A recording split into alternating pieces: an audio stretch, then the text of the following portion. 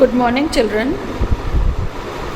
In our last class, we had studied about pollen-pistil interaction. We had also just discussed about the two major terms, compatible and incompatibility of pollen-pistil interaction or the stigma. Today we are going to study the topic further. Please open to page number 32 of your NCERT biology book, chapter number 2, sexual reproduction in flowering plants.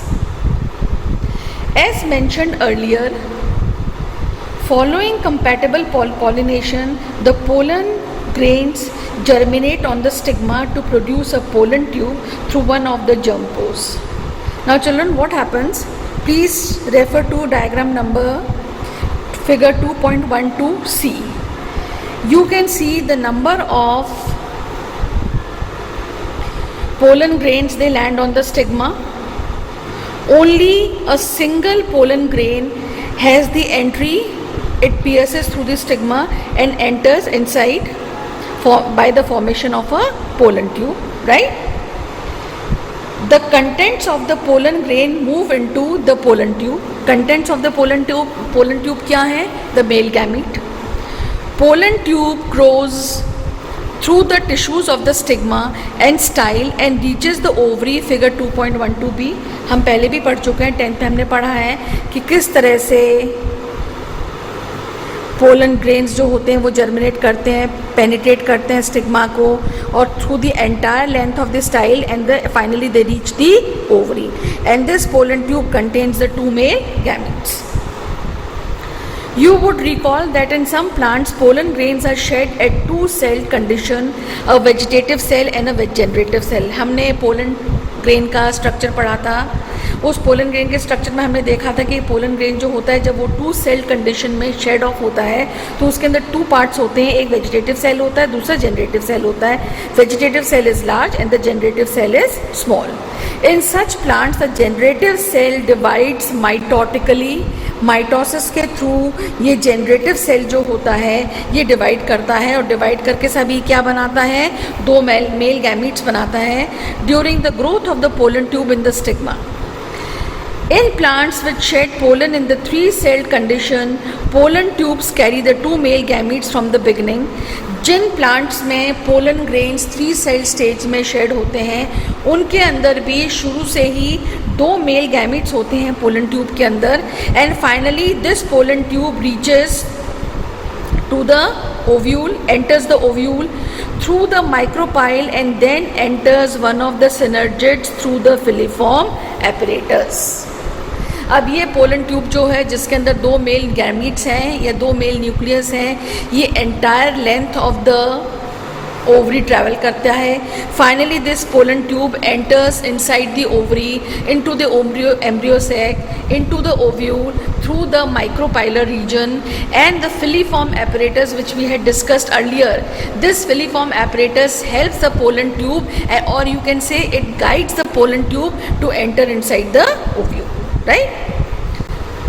Many recent studies have shown that filiform apparatus present at the micropylar part of the synergids guides the entry of the pollen tube. So please underline करें, ये main function है filiform apparatus का. filiform apparatus क्या करता है? जब pollen tube micropylar region से enter करता है ovule के अंदर तो ये pollen tube को guide करता है, ये show करता है, pathway show करता है कि from where the pollen tube has to enter inside the ovule.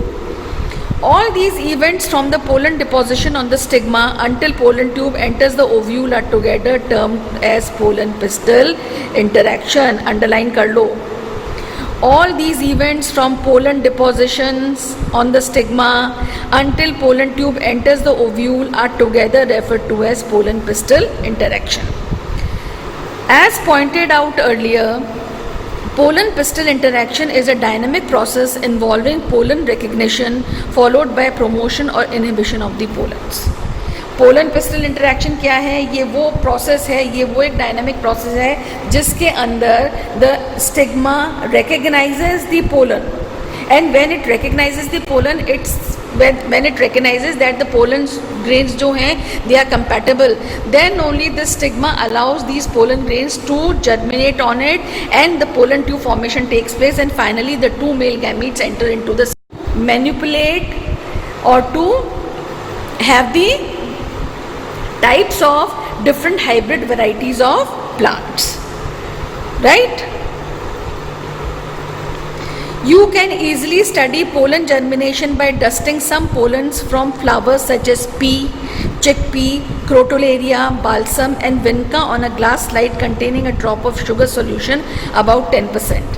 After about 15 to 30 minutes, observe the slide under the low power of the microscope. You are likely to see pollen tubes coming out of the pollen grains. Children, this is the practical germination of pollen grains.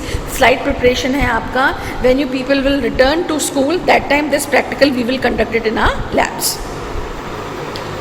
So, as you shall learn in the chapter on plant breeding, chapter 9, a breeder is interested in crossing different species and often genera to combine desirable characters to produce commercially superior varieties. तो देखिए क्या होता है, plant breeders जो होते हैं वो generally क्या करते हैं, 2 डिफरेंट कैरेक्टर्स के पेरेंट्स को आपस में लेकर के उनको क्या करते हैं, क्रॉस करवाते हैं. क्रॉस करवाने के बाद में वो अपनी डिज़ायर्ड कैरेक्टर के हाइब्रिड्स को या ज़्यादा सुपीरियर वेराइटीज़ को डेवलप करते हैं. And this technique is called as artificial hybridization.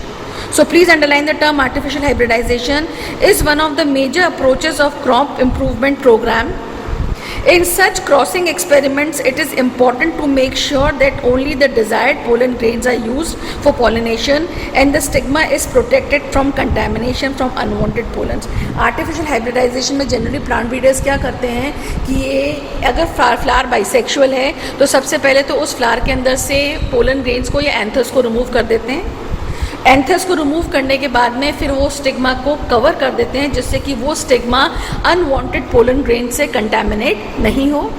And finally, the desired superior variety which they want to develop, for that purpose what they are doing, they bring the desired pollen grains and dust it on that desired stigma, and the same process of fertilization, pollen tube formation है, फिर fertilization that occurs, and in that way they can develop the artificial hybrid variety or the superior variety of their desirants, right? This is achieved by emasculation and bagging technique. Emasculation and bagging technique ये फिर 2 practical के terms हैं. Spotting में आपका ये 2 चीज़ें पूछी जाती हैं. तो आर्टिफिशियल हाइब्रिडाइजेशन बेसिकली प्रोसेस क्या है?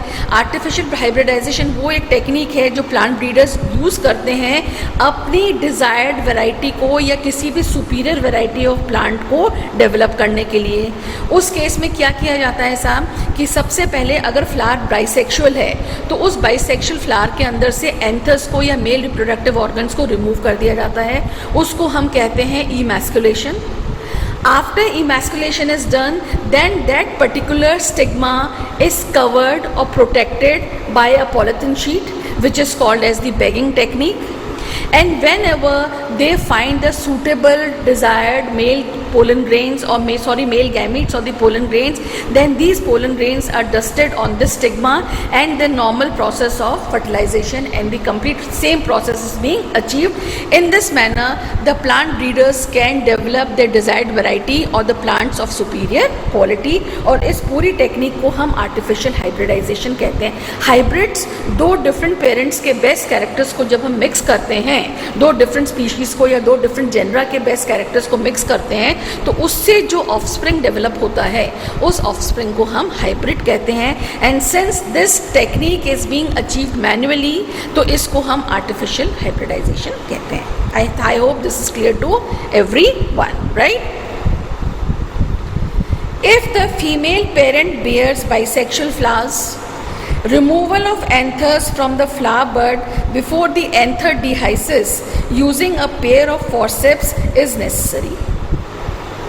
तो वही चीज़ है मैंने अभी आप लोगों को बता दिया. emasculation मैंने आपको एक्सप्लेन किया है, ये स्टेप कहलाता है emasculation. Emasculated flowers have to be covered with a bag of suitable size, generally made up of butter paper, to prevent contamination of its stigma with unwanted pollens.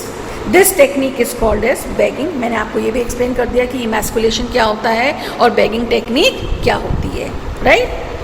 When the stigma of bagged flower attains receptivity, mature pollen grains collected from anthers of the male parent are dusted on the stigma and the flowers are rebagged and the fruits protect कर दिया. और stigma को protect करने के बाद में हमने क्या किया, उसको प्रोटेक्ट किससे किया, कवर कर दिया बटर पेपर से, और ये टेक्निक कहलाई बैगिंग। अब जब स्टिग्मा फुली मैच्योर हो गया तो हमने desired pollen grains, mature desired pollen grains को लिया और उनको लेकर के हमने उस स्टिग्मा के ऊपर वापस से डस्ट करके और उसको नॉर्मल प्रोसेस जो है डेवलपमेंट का वो हमने किया, और हमें जो डिज़ायर्ड वैरायटी जो है प्लांट की वो हमें with desired characters which we want are being developed, right. Good morning children, let's continue with the topic. We already discussed artificial hybridization. Now we are going to continue with the topic. Please open to page number 33. If the female parent produces unisexual flowers, there is no need of emasculation. Underline कर लो। अगर female flower जो है, parent जो है वो अगर unisexual flowers produce कर रहा है और यूनिसेक्सुअल फ्लावर्स के अंदर अगर खाली फीमेल फ्लावर्स प्रोड्यूस हो रहे हैं तो उस केस में emasculation is not required. Why emasculation is not required? Because the flowers do not bear the male reproductive organs.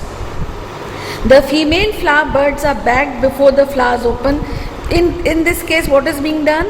Female flower जो होता है उसके बड्स को बैग कर दिया जाता है, इससे पहले कि फूल खिले या फ्लावर्स ब्लूम हो उसको बड स्टेज में ही क्या करते हैं, बैग कर देते हैं, कवर कर देते हैं। When the stigma becomes receptive, pollination is carried out using the desired pollen and the flower is rebagged again. Clear? Turn on to page number 34. Now after the process, the pollen tube has germinated, the male gametes or the pollen grains have fused with the female gamete. The next process which is achieved is called